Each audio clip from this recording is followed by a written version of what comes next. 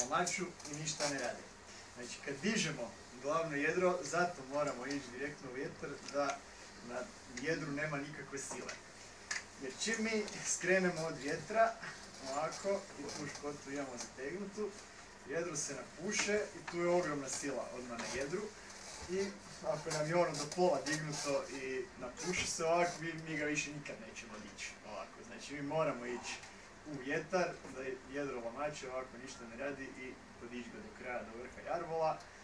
I kad smo ga digli, onda tek možemo skrenuti na jednu ili na drugu stranu. Znači, idemo u vjetar, ništa se ne događa.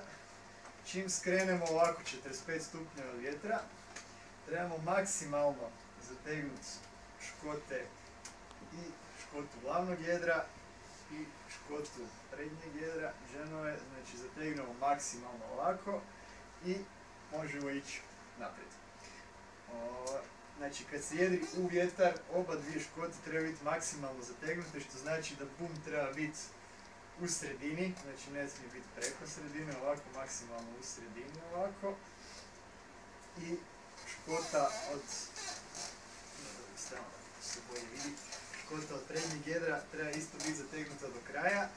A to ćete znati tako da vam otprilike jedro dođe do ovih tu štrajeva što drže jarbol. Kad je ono došlo do tuda, to je maksimalno zategnuto.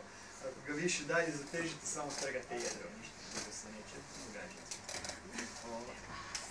E sad,